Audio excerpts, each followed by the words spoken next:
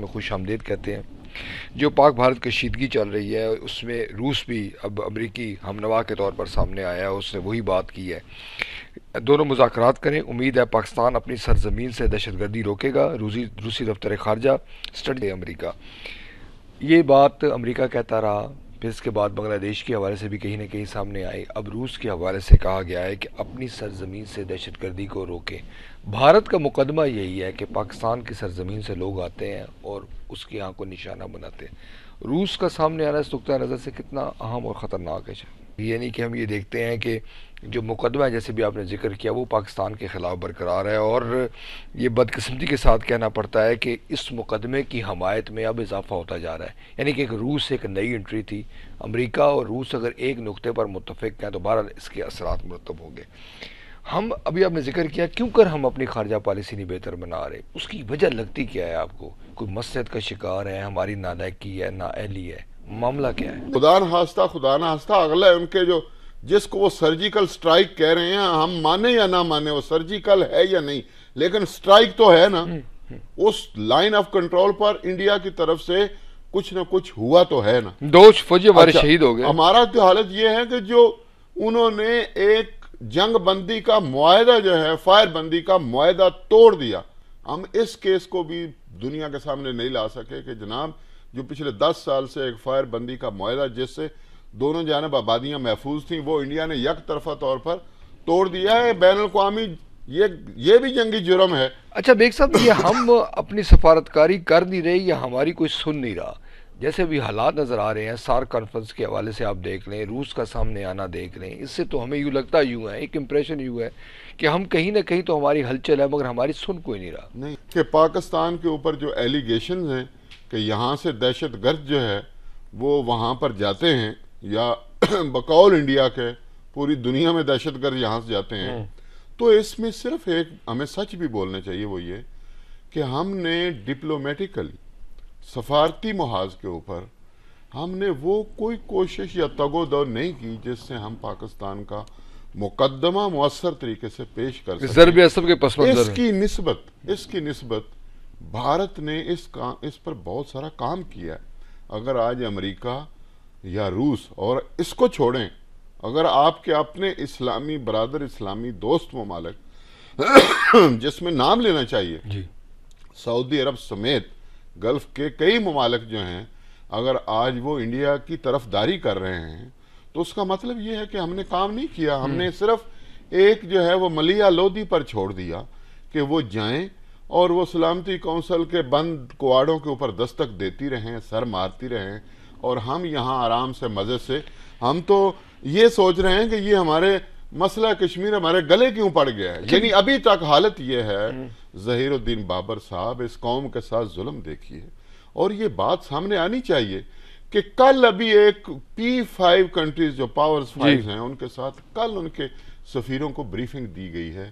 تو وزارت خارجہ جو تھی وہ پہلے 11 دن یا 10 دن جو ہے وہ کیا بیچ رہی تھی سر، کیا کر رہی تھی؟ اچھا بیگ راج صاحب، یہ معاملہ انتہائی حساس ہوتا جا رہا ہے. جب یہ سارے ممالک اور عالمی برادری جب یہ کہتی ہے کہ آپ پرامن طریقے سے مذاکرات کریں اور بقول ان کے کہ پاکستان کی سرزمین جو ہے وہ دہشت گردی کے لیے استعمال نہیں ہونی چاہیے، تو اس کے بعد اگلا سوال اٹھانے کی بھی ہمت ہونی چاہیے عالمی برادری کو بھی اور دونوں فریقین کو بھی کہ جناب یہ کشیدگی بڑھتی کیوں ہے؟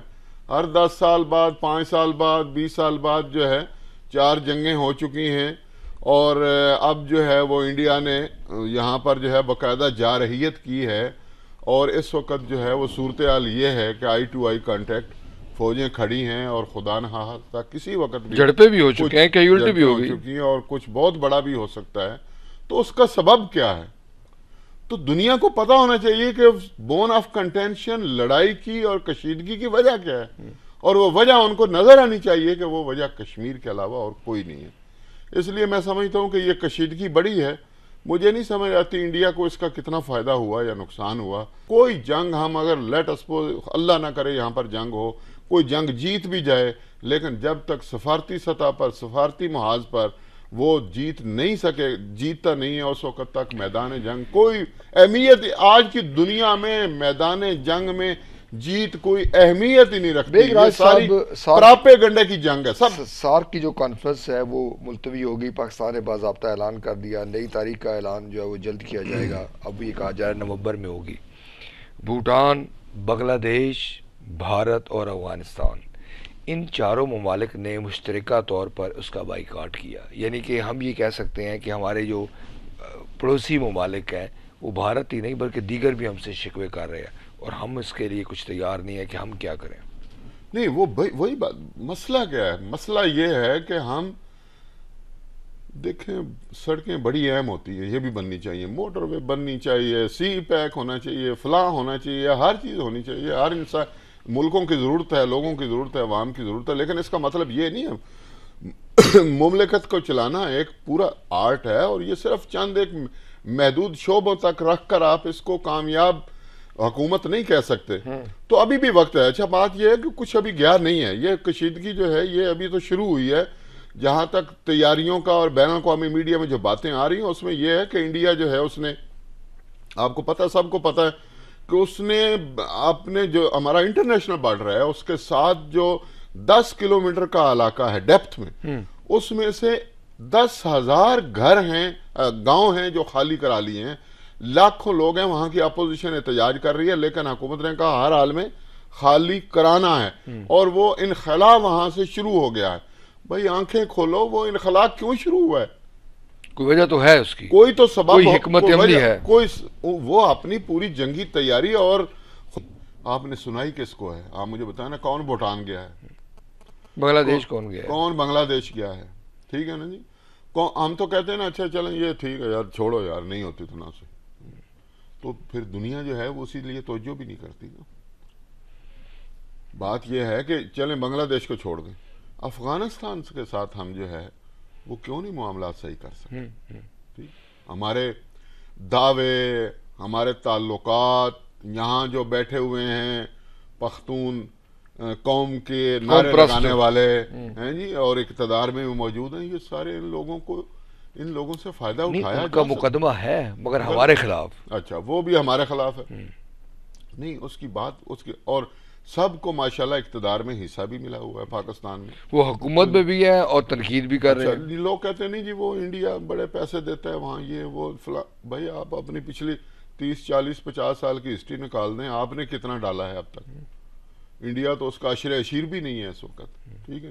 اچھا ایران جو آپ کے بالکل، جس نے سب سے پہلے آپ کے ساتھ جو ہے وہ سٹینڈ کیا اور کہا کشمیر کے، اور ابھی پاک چین اقتصادی راہداری منصوبے کہا کہ ہم بھی شامل ہیں، بھائی آپ اس کے ساتھ جائیں، ملے ہیں انہیں، کہیں جناب کھل کر سامنے ہیں، ٹھیک ہے۔ ایک بھی اگر اس خطے میں سے ایران بھی مکمل طور پہ آپ کے ساتھ کھڑا ہو جائے تو آپ کا بیلنس جو ہے وہ چینج ہو جاتا ہے، لیکن جن کے ساتھ آپ کھڑے ہیں، نہیں میں یہ نہیں کہتا کسی سے بھی تعلقات بگاڑیں، سب کے ساتھ تعلقات، لیکن تعلقات رکھیں تو صحیح، کوئی میل ملاقات ہی رکھیں جناب، کوئی فون ہی کر لیں۔